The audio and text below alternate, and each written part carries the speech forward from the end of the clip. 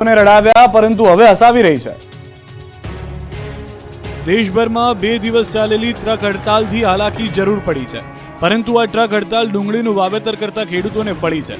રાજકોટ જિલ્લામાં ડુંગળીની ખેતી કરતા ખેડૂતોને હવે ડુંગળી રડાવી નથી રહી, હસાવી રહી છે, કેમ કે ટ્રક ડ્રાઈવરોની હડતાલ સમેટાતા ડુંગળીના તળિયે બેસી ગયેલા ભાવ ફરી ઊંચકાયા છે। રાજકોટ માર્કેટયાર્ડમાં ફરી એકવાર ડુંગળીના ઢગલા થવા લાગ્યા। ઢગલાઓના મોઢે ડુંગળીની આવક થતા ભાવ તૂટવાની બદલે વધ્યા છે। થોડા સમય પહેલા ડુંગળીના મણના ભાવ 250 થી 300 રૂપિયા મળતા જેનો ભાવ 400 થી 500 રૂપિયાએ પહોંચી ગયો। ડ્રાઈવરોની હડતાલ સમેટાયા બાદ 4500 બોરીની આવક થઈ, જ્યારે પહેલા 30,000 થી 35,000 બોરીની આવક થતી હતી। રાજકોટ માર્કેટિંગ યાર્ડમાં ડુંગળીના ભાવ ઉચકાતા ખેડૂતોને વેપારીઓમાં ખુશી જોવા મળી રહી છે। ડુંગળી પકવતા ખેડૂતો ખુશ છે, પરંતુ જીરું પકવતા ખેડૂતો હાલમાં ઉદાસ જોવા મળી રહ્યા છે। 50% ભાવમાં ઘટાડો। ઊંઝામાં જીરુના ભાવમાં 50% તૂટી જતા ખેડૂતોને રડવાનો વારો આવ્યો છે। જાજરમાન કહેવાતું જીરું ખેડૂતો માટે હવે કોહિનૂર નહીં પરંતુ કોડીનું થઈ ગયું છે, કેમ કે ઊંઝા માર્કેટયાર્ડ સહિત રાજ્યના વિવિધ માર્કેટયાર્ડમાં જીરાના ભાવમાં સતત ઘટાડો થઈ રહ્યો છે। થોડા દિવસો પહેલા જે જીરું મણે 12,000 રૂપિયા વેચાતું હતું તે જીરુના ભાવ તૂટીને મણના 6,000 રૂપિયા આસપાસ બોલાઈ રહ્યા છે। આ ભાવ ઘટાડા પાછળ વેપારીઓનું કહેવું છે કે આ મંદી એ સટ્ટાકીય મંદી છે। હાજર બજારમાં એવું કોઈ દબાણ નથી, જો કે જીરાનો પાક એ વાતાવરણ પર ખૂબ જ નિર્ભર હોય છે। ત્યારે જો આગામી દિવસોમાં જીરાનો અનુકૂળ વાતાવરણ મળી રહે, જીરાનું મોટા પાયે ઉત્પાદન થાય તો બજાર ભાવ પર દબાણ આવી શકે, અને વાતાવરણ અનુકૂળ ન આવ્યું તો ફરી એકવાર જીરામાં તેજી જોવા મળી શકે છે। તો એપીએમસી ચેરમેનનું માનવું છે કે આગામી વર્ષમાં 1 કરોડ જીરાની બોરીનું ઉત્પાદન થઈ શકે છે, અને ગુજરાતમાં 4 લાખ હેક્ટર અને રાજસ્થાનમાં 8 લાખ હેક્ટરમાં વાવેતર થયું છે। એટલે હવે જો એક્સપોર્ટની ડિમાન્ડ નીકળે તો જીરુના ભાવ ફરી એક વખત ઐતિહાસિક સપાટીએ પહોંચી શકે છે। ગુજરાતમાં હજી 5 દિવસ ઠંડીમાં ઘટાડો નહીં થાય, રોજની સવાર હિલ સ્ટેશન જેવો માહોલ અપાવશે। રાજ્યમાં કાતિલ ઠંડીનું આક્રમણ વધી રહ્યું છે। દિવસે ને દિવસે ઠંડીનો પારો ગગડી રહ્યો છે। મોટાભાગના શહેરોમાં તાપમાનનો પારો 14 ડિગ્રીની નીચે ઉતરી ગયો છે, ત્યારે નલિયા 8.2 ડિગ્રી સાથે ઠૂઠવાઈ ગયું છે। અમદાવાદમાં તાપમાનનો પારો 14.5 ડિગ્રીએ પહોંચી ગયો છે। ગાંધીનગરના લોકો 13 ડિગ્રીમાં ઠૂઠવાઈ ગયા। કેશોદમાં 12, રાજકોટમાં 14, ડીસામાં 13 ડિગ્રી તાપમાન, પોરબંદર, મહુવા, સુરેન્દ્રનગરમાં 14 ડિગ્રી તાપમાન નોંધાયું। આગામી 5 દિવસ સુધી ઠંડીમાં કોઈ ઘટાડો થશે નહીં। 5 દિવસ સુધી આટલી જ ઠંડી પડતી રહેશે, અને 15 કિલોમીટર પ્રતિ કલાકની ઝડપે કાતિલ પવનો ફૂંકાતા રહેશે। હાલ ઉત્તર પૂર્વના સુસવાટા મારતા પવનો ફૂંકાઈ રહ્યા છે। બીજી તરફ રાજ્યમાં કાતિલ ઠંડી સાથે ધુમ્મસભર્યું વાતાવરણ પણ સર્જાયું। રાજ્યના મોટાભાગના વિસ્તારોમાં વહેલી સવારે ધુમ્મસની ચાદર છવાઈ। રાજ્યના કેટલાક વિસ્તારોમાં હિલ સ્ટેશન જેવો માહોલ સર્જાયો। કેટલાક વિસ્તારોમાં ધુમ્મસ સાથે વાદળછાયું વાતાવરણ છવાયું। બોટાદ સહિત સૌરાષ્ટ્રના કેટલાક વિસ્તારો ઉપરાંત નર્મદા, નવસારી, તાપી, વડોદરા ઉપરાંત સુરત જિલ્લામાં પણ વહેલી સવારે ધુમ્મસભર્યું વાતાવરણ જોવા મળતા રેલવે, વિમાન અને વાહનોની અવરજવરને અસર થઈ। ગુજરાત જાણે હિલ સ્ટેશન બની ગયું હોય તેવું લાગ્યું। રોડ પર ધુમ્મસે સામ્રાજ્ય જમાવતા હાઈવે પર વિઝિબિલિટી 0 થઈ ગઈ। વાહન ચાલકો હેડલાઇટ ચાલુ રાખી વાહન ચલાવવા મજબૂર બન્યા।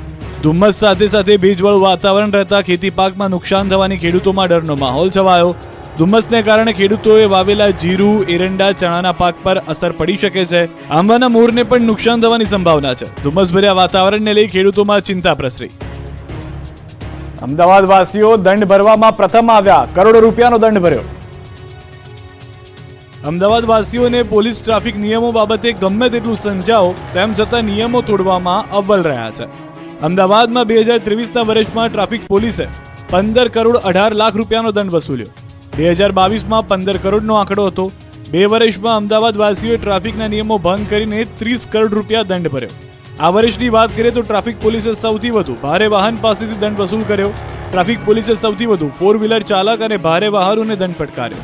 ત્યારે કયા વર્ષમાં કયા વાહન ચાલકો પાસેથી કેટલો દંડ વસૂલાયો તેની વાત કરીએ તો વર્ષ 2022માં 2 વ્હીલર ચાલકો પાસેથી 3.61 કરોડ, વર્ષ 2023માં 4.87 કરોડનો દંડ વસૂલાયો, જ્યારે 3 વ્હીલર ચાલકો પાસેથી વર્ષ 2022માં 99 લાખ, 2023માં 96 લાખ, 4 વ્હીલર ચાલકો પાસેથી વર્ષ 2022માં 10 કરોડ 61 લાખ અને વર્ષ 2023માં 8 કરોડ 17 લાખ, ભારે વાહન ચાલકો પાસેથી વર્ષ 2022માં 40 લાખ અને વર્ષ 2023માં 1 કરોડ 16 લાખ રૂપિયાનો દંડ વસૂલાયો।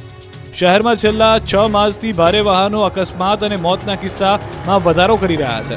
છેલ્લા 1 વર્ષમાં 30 લોકો ભારે વાહનના અકસ્માતમાં મૃત્યુ પામ્યા છે.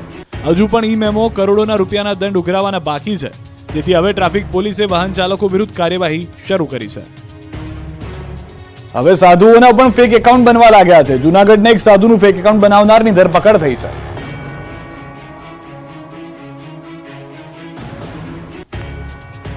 બાપુનું ફેસબુકનું ફેક એકાઉન્ટ બનાવનારની પોલીસે ધરપકડ કરી છે. સમાજમાં વૈમનસ્ય ફેલાવી તેવી પોસ્ટ વાયરલ કરનાર મૂળ ભોપાલ, હાલ મેંદરડા નજીક આશ્રમમાં સાધુની પોલીસે ધરપકડ કરી. પ્રાથમિક પૂછપરછમાં આ સાધુ દત્તાત્રેય શિખર પર થયેલા વિવાદ બાદ મહંતને બદનામ કરવા અને વૈમનસ્ય ફેલાવવાના હેતુથી આ કૃત્ય કર્યાનું કબૂલ્યું. ગિરનાર પર્વત ઉપરના કમંડળ ભૂતનાથ મંદિરના મહંત મહેશગીરી બાપુનું હિન્દીમાં ફેસબુક એકાઉન્ટ બનાવી વૈમનસ્ય ફેલાવી સનસની પ્રસરે તેવી પોસ્ટ અપલોડ તેમજ વાયરલ કરી. દત્તાત્રેય શિખરના વિવાદ બાદ મહેશગીરીને બદનામ કરવા ફેક આઈડી બનાવવાનું કબૂલ્યું. ફેક આઈડીનો મોબાઈલ હજુ હાથ લાગ્યો નથી. હાલ નામ જયગીરી મનોજગીરી પ્રેમગીરી જમ્મુ કાશ્મીર ખાતે 2023માં દીક્ષા લીધી હોવાનું જણાવ્યું, પણ તેના આધાર કાર્ડ અને સરકારી કાગળોમાં તેનું નામ અરવિંદ હોવાનું જાણવા મળ્યું છે. રામ મંદિરમાં મોટો ફાળો બજાવનાર સોમપુરા પરિવારની મહત્વની ભૂમિકા જુઓ. અયોધ્યામાં રામ મંદિરના પ્રાણ પ્રતિષ્ઠા મહોત્સવની તડામાર તૈયારીઓ ચાલી રહી છે, ત્યારે ગુજરાતની સાથે સાથે સુરેન્દ્રનગર જિલ્લાના ધાંગધ્રાના સોમપુરા પરિવાર પણ 7 માસથી કામે લાગ્યો છે. અહીં કારીગરો દ્વારા છેલ્લા 7 મહિનાથી રામ મંદિરમાં રંગ મંડપ, પ્રાર્થના કીર્તન મંડપની મૂર્તિઓ તેમજ સ્તંભો બનાવવાની કામગીરી કરવાનો મોકો મળ્યો છે. ધાંગધ્રા ખાતે રહેતા હિતેશભાઈ સોમપુરા 3 પેઢીથી પથ્થરની મૂર્તિઓ અને શિલ્પ સ્થાપત્યના વ્યવસાય સાથે સંકળાયેલા છે. તેઓ અંદાજે 25થી વધુ કારીગરો સાથે છેલ્લા 7 મહિનાથી રામ મંદિરમાં પ્રાર્થના કીર્તન ખંડ, રંગ મંડપ સહિતની જગ્યાઓમાં મૂર્તિઓ અને કોતરણીયુક્ત સ્તંભો બનાવવાની કામગીરી કરી રહ્યા છે. સમગ્ર ગુજરાતમાંથી પ્રાર્થના અને રંગ મંડપની મૂર્તિઓ બનાવવાની કામગીરી ધાંગધ્રાના આ પરિવારને મળતા ઝાલાવાડનું ગૌરવ વધ્યું છે. દરેક ભારતીય અને હિન્દુઓ માટે ગૌરવ કહી શકાય તેવા ઐતિહાસિક અયોધ્યા રામ મંદિરની મૂર્તિઓ બનાવવામાં ધાંગધ્રાના સોમપુરા પરિવારને મોકો મળતા ધન્યતા અનુભવી હતી અને મૂર્તિઓ બનાવી સહભાગી થતા આનંદ વ્યક્ત કર્યો હતો. ફરી એક વખત સુપરહિટ રહ્યો કાંકરિયા કાર્નિવલ. 25 લાખથી વધુ લોકો જોડાયા. અમદાવાદમાં 25થી 31 ડિસેમ્બર સુધી કાંકરિયા કાર્નિવલનું આયોજન કરાયું હતું. કાર્નિવલમાં કિડ્સ સિટીમાં લર્નિંગ બાય ડુઈંગ આધારિત બાળકો માટે સુંદર નગરી તૈયાર કરાઈ હતી. આ નગરીએ બાળકોમાં ખાસ આકર્ષણ જમાવ્યું હતું. બાળકોને આનંદ અપાવે તેવી 2 ટનલવાળી સુંદર નગરીમાં 1800થી વધુ બાળકોએ ભાગ લીધો. કાંકરિયા કાર્નિવલમાં મલ્ટી કલર લેઝર શોનું પણ આયોજન કરવામાં આવ્યું. વિકસિત ભારત સંકલ્પ તથા મારું શહેર મારું ગૌરવની થીમ આધારિત અલગ અલગ મલ્ટી કલર લેઝર શોનું પણ આયોજન કરવામાં આવ્યું. 6 દિવસમાં કાંકરિયા કાર્નિવલમાં 26 લાખથી વધુ લોકોએ મુલાકાત લીધી. હસ્તકળાની 1,75,000 લોકોએ મુલાકાત કરી. 427 જેટલા લોકોએ કર્યું રક્તદાન. કાંકરિયા પરિસરમાં 200 જેટલા બાળકો સ્કેટિંગમાં જોડાયા હતા. લોક ડાયરો, કલ્ચરલ ડાન્સ, ડોગ શો, ગીત સંગીત સહિતના કાર્યક્રમમાં 2,500થી પણ વધારે કલાકારે પરફોર્મન્સ આપ્યું. સેલ્ફી પોઈન્ટમાં 35,000 લોકોએ મુલાકાત લીધી. 2023નું વર્ષ સ્ટેચ્યુ ઓફ યુનિટીને ફળ્યું છે. વિશ્વની સૌથી મોટી સરદાર પટેલની પ્રતિમાને નિહાળવા માટે વર્ષ 2023માં સૌથી વધુ લોકો આવ્યા. વર્ષ 2023માં સૌથી વધુ લોકોએ કેવડિયાની મુલાકાત લીધી. વર્ષ 2023માં નર્મદાનું એકતાનગર પ્રવાસીઓ માટે હોટ ફેવરિટ રહ્યું. 31 ડિસેમ્બર 2023 સુધીના આંકડા પ્રમાણે એક જ વર્ષમાં અધધ 51,18,955 પ્રવાસીઓએ મુલાકાત લીધી. 2018માં લોકાર્પણ કર્યા બાદ 5 વર્ષમાં પ્રથમવાર રેકોર્ડ બ્રેક પ્રવાસીઓ નોંધાયા. 5 વર્ષમાં 1,80,00,000 પ્રવાસીઓ સ્ટેચ્યુ ઓફ યુનિટી પર આવ્યા. મોટી સંખ્યામાં લોકોએ કેવડિયાની મજા માણતા સ્ટેચ્યુ ઓફ યુનિટીને સૌથી વધુ કમાણી થઈ. છોટાઉદેપુરમાં દીકરીઓની સુરક્ષા પર સવાલ ઉઠ્યા છે. અહીં બસની સુવિધા ન હોવાને કારણે આ પરિસ્થિતિ થઈ છે. વિદ્યાર્થીનીઓ જોખમી રીતે કરી રહી છે એસટીની સવારી. વિદ્યાર્થીઓથી ખચોખચ ભરેલી છે એસટી. ક્યાંય પગ મૂકવાની પણ જગ્યા નથી. બસમાં 50ની ક્ષમતા સામે 180થી 200 વિદ્યાર્થીનીઓ સવાર છે. જ્યાં જગ્યા મળી ત્યાં વિદ્યાર્થીઓ ઊભા છે.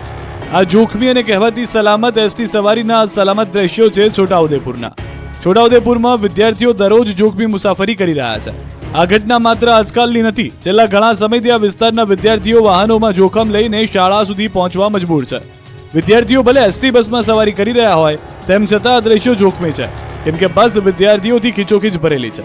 બસની ક્ષમતા કરતાં પણ વધુ વિદ્યાર્થીઓ ભરેલા છે, કેમ કે ચલામલી ગામ ખાતે માતૃશ્રી અમૃતબા હાઈસ્કૂલમાં વિદ્યાર્થીઓ અભ્યાસ કરે છે અને બોડેલીથી ખાટિયાવાડ વચ્ચે માત્ર એક જ બસ દોડે છે. અહીં અપડાઉન કરતા વિદ્યાર્થીઓ માટે એક જ બસમાં સવારી કરવા સિવાય કોઈ છૂટકો નથી, એટલે બાળકો જીવને પણ જોખમમાં મૂકીને સવારી કરે છે. જ્યારે બસ આવે ત્યારે બસમાં ચડવા માટે રીતસરની પડાપડી કરે. અહીં શ્વાસ પણ લેવું મુશ્કેલ એવા બાળકો ઠસોઠસ રીતે ઊભા જોવા મળે. જેમને બસમાં ચડવાનો મોકો મળે તો મળ્યો, ન મળે તો પોતાના ગામમાં ચાલતા જવું પડે છે. હાલ તો એસટી તંત્રની બેદરકારીના કારણે આ વિસ્તારની દીકરીઓની સુરક્ષા જોખમાય છે.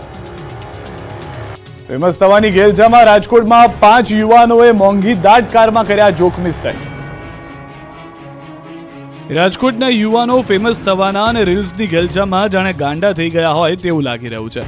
સસ્તી પ્રસિદ્ધિ મેળવવાના ચક્કરમાં ફરી એકવાર રાજકોટની 3 યુવતીઓ અને 2 યુવાને મોંઘીદાટ કારમાં જોખમી સ્ટન્ટ કર્યા.